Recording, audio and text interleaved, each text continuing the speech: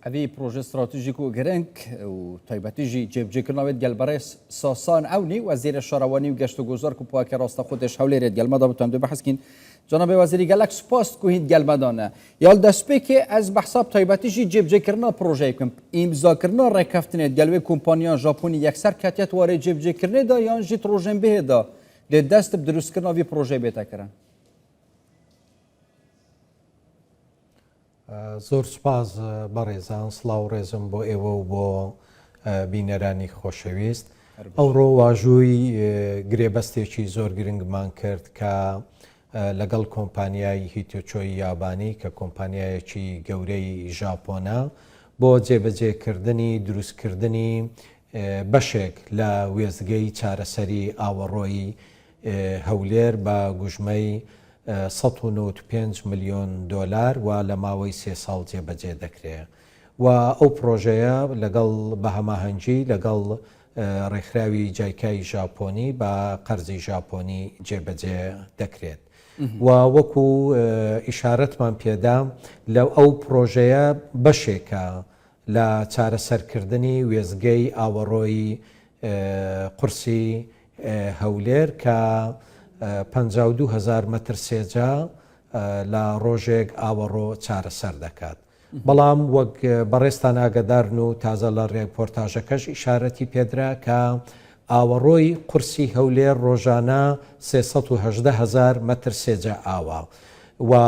ئەو پرۆژەیە و گرێبەستەی ئەوڕۆ ئیمزامان کرد تەنها لە بۆ چارەسەرکردنی بەشێکە لە بۆ دروستکردنی وێزگەکەیە بۆ چارەسەرکردنی بەشێک کە تەنها 52,000 متر سێجا لە ڕۆژێک چارەسەر دەکات. وەکو لە وتارەکەش باسمان کرد پرسیار ئەوەیە ئەو 266,000 متر سێجا ئاوەڕۆیەی کە دەمینێتەوە چارەسەری چۆن دەکرێت. بێگومان کاردانەوەی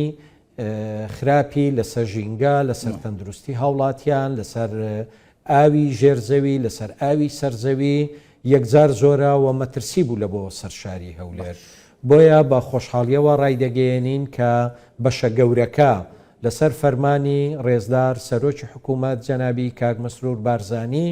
لەسەر ئەرچی حکوومەتی هەرێمی کوردستان جێبەجێ دەکرێت و بەشە زۆرەکە و قەبارە گەورەکە و بەشی زۆری دروستکردنی وێزگەکە لەلایەن خودی حکوومەتی هەرێمی کوردستانەوە دروست دەکرێت. جەنابی وەزیر ئەگەر وەستانێکی بچووک لەسەر ئەم بابەتە هەبێت چکە خۆشت لە قسەکانت دەباسی ئەوەت کرد لە 16 بەشێک لەلایەن ئەم کۆمپانیەوە جێبەجێ دەکرێت دەست بە جێبەجێکردنێک دوایی باست کرد بە خۆشحاڵیەوە کە سەرۆک وەزیران لەسەر هێر بۆ یەکسەر گوتیتی چەند بەشێکی تریش لەسەر ئەرکی حکوومەت زیاد دەکرێت ئەمە پێکەوە دروست دەکرێت یان قۆناغ بە قۆناغ و چەند بەش یعنی بەکوی گشتی چەند بەش پێکەوە دروست دەکرێن بۆ هەولێر. ئەو بەشانەی کە دروست دەکرێن توانای چارەسەرکردنی هەر 318,000 متر سێجایەکەی دەبێ لە ڕۆژێک واتە ئەو بەشەی کە جگەلەوەی کە لەگەڵ کۆمپانیا ژاپۆنیە کە دروستی دەکا تەواوکاریەکەی کە زیاتر لە 7 بەش پێک دێتن هەموو بەشەکان لەسەر ئەرچی حکوومەتی هەرێمی کوردستان جێبەجێ دەکرێت و نەک هەر ئەوە بەڵکو ئێستا هەولێر ئاوەڕۆیەکەی لە 4 دەواازەوە لە شەقامی 120 متری دەڕژێتن و وەکو ئەوەی کە خەڵکی هەولێر دەزانن با کەندی تووڕق و عارەبکەند بەناوبانگە لە 4 شوێنەوە لە لای فڕۆکەخانە لە لای تووڕق و لە لای گوندی مامزاوە و لە پشت نەخۆشخانەی ڕۆژ ئاواوە دەڕژێ و بە کەندێکی سروشتی دەڕوا هەتا دەگاتە زەی گەورە.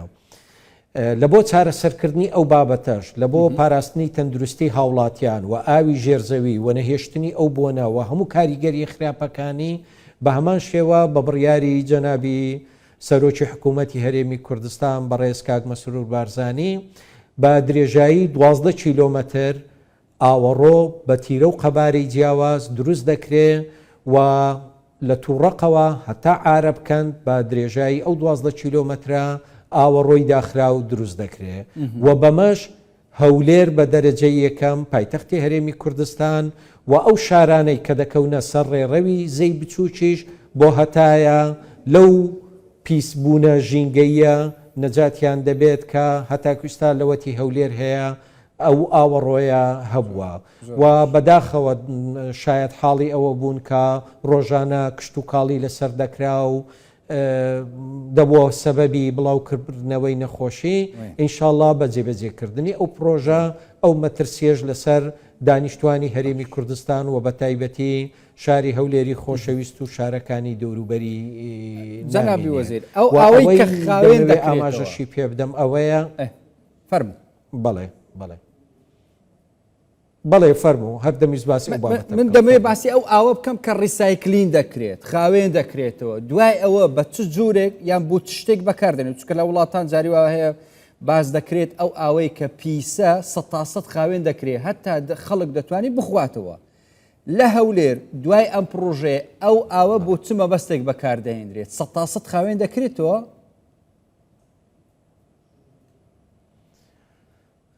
ئەو ئاوەی کە خاوێن دەکرێتەوە بەڵێ ریسایکلین دەکرێت بە چارەسەری فیزیایی بە چارەسەری کیمیایی و بە چارەسەری دیکە ئەو ئاوا خاوێن دەکرێتەوە و زیاتر لە 300,000 متر سێجا ئاو دەبیتەوە بەرهەم لە بۆ ئاودانی پشتێنەی سەوزایی کە ئێستا دەستمان بە جێبەجێکردنی کردیە لە دەوروبەری هەولێر لە بۆ ئاودانی ئەو پشتێنەیە و هەروەها بۆ ئاودانی بەروبوومی کشت و کاڵی لەو دەشتا جارێکی دی بەکاردێتەوە و ئەو ئاوەی کە بەکاردێتەوە بە دڵنیاییەوە بە هەموو جۆرە چارەسەرە فیزیایی و کیمیاییەکاندا ڕۆیشتیە و تێستیشی لە بۆ دەکرێت و ئەو کاتە دوای دڵنیابوونەوە بەکاردەهێنرێتەوە. زۆر باشە. ئەی بۆ سلێمانی دهۆک ئیدارە سەربەخواکان پرۆژەی وا لە ڕێیە یان جارێ هەتا دڵنیا بن ئەوەی هەولێر 100% سەری گرتووە دوای ئەوە بۆ ئەو شوێنانش پرۆژەی وا جێبەجێ دەکرێت. بە دڵنیاییەوە لە هەر شارێکی هەرێمی کوردستان پێویستی بەو جۆرە پرۆژانە هەبێت ئەو پرۆژانەی تێدا جێبەجێ دەکرێت و ئەو گرفتەی هەولێر جیاواز بوو لەگەڵ گرفتی سلەیمانی و گرفتی دهۆک بە حکمی تۆپۆگرافیاکەی لەبەر ئەوەی تۆپۆگرافیای هەولێر تۆپۆگرافیایەکی تەختە بۆیە گرفتی ئاوەڕۆی تێدا گرفتێکی یەکجار گەورە و لە مێژینەیە و ئەو هەنگاوە ئینشاءڵڵا دەبێتە هۆی چارەسەرکردنی ئەو گرفتە. باش ئەمە وەکو خۆشت باس کرد دەبتە هاوکارێکی باش بۆ پشتێنەی سەوزی هەولێر ئەم بۆ ئاودانکردنی ئەو دار و درەختانە کە ڕەنگە پێکەوەش ئیتر دەرئەنجامەکە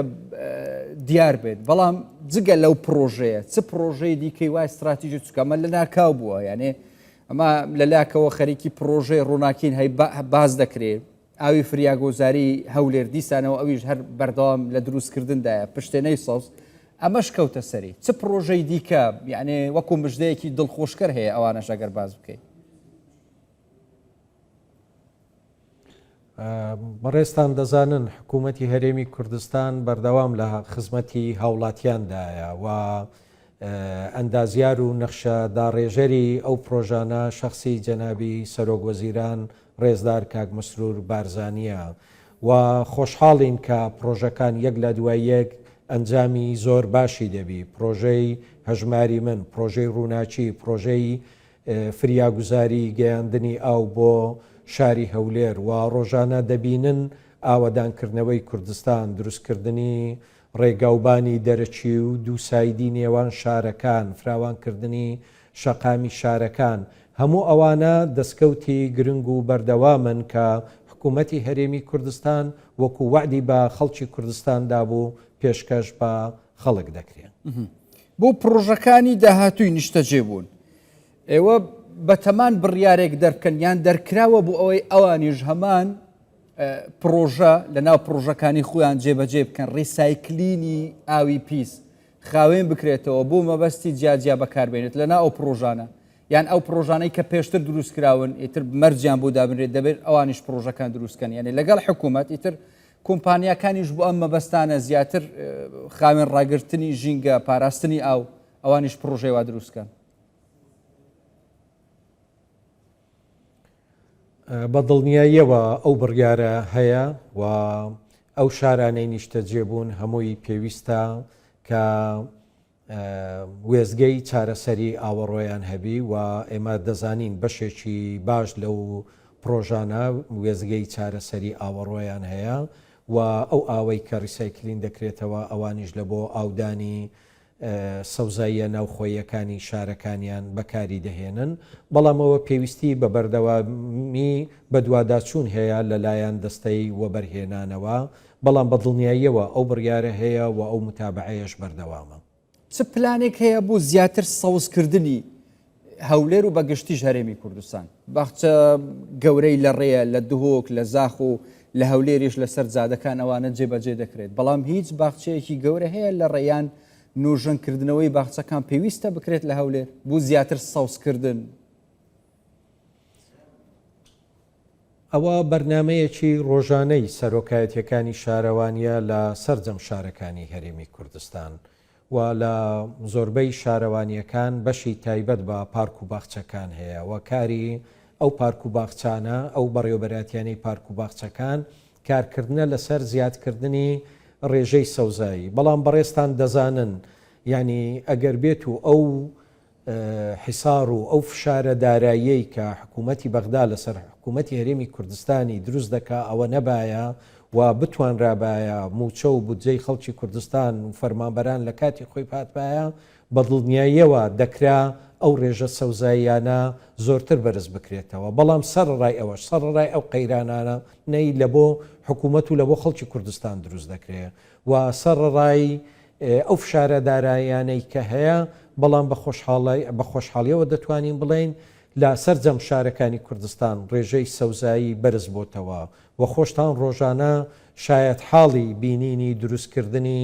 پارچی نوێ و سەوزایی تازان لە دهۆک شاید حاڵن لە شارەکانی دیکە لە هەولێر لە سلەیمانی و لە شارەکانی دیکەش و ئێستا لە شاری هەولێر بێجگە لەو پرۆژانەی سەوزکردنی شەقامی 120 متری یەکتر بڕی شەقامی 150 متری 120 متری لەگەڵ ڕێگای مووسڵ لەگەڵ ڕێگای پیرمام کەەوە بەردەوام ڕۆژانە کاری تێدا دەکرێت و بەردەوام بەشەکیشی کرایتەوە چەند ڕۆژ پێش ئێستا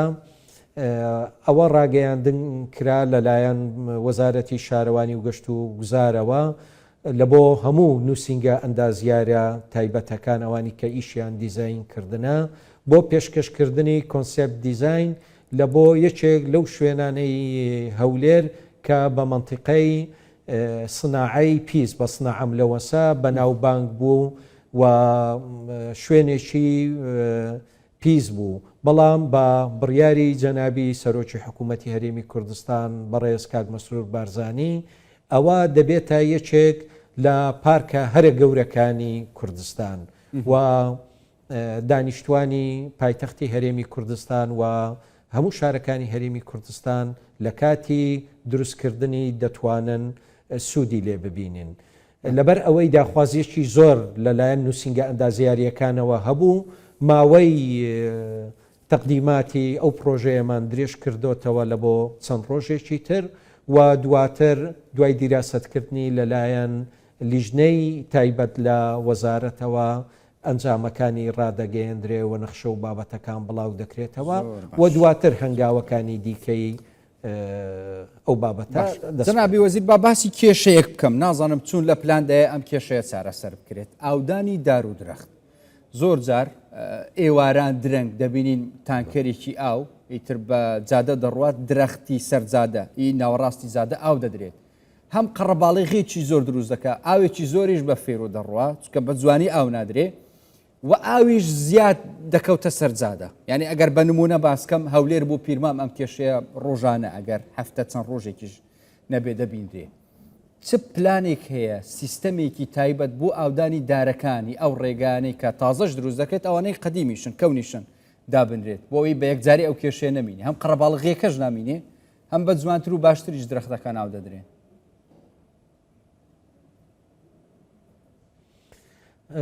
بەنسبەت هەموو پرۆژەکانی دروستکردنی سەوزایی و پارک و باخچەکان ماوەیەکی زۆرە و بڕیارە هەیە کە هەمووی بە شێوازی مرەشا و تەنقیت ئاو دەدرێن بەڵام بەشێک لەو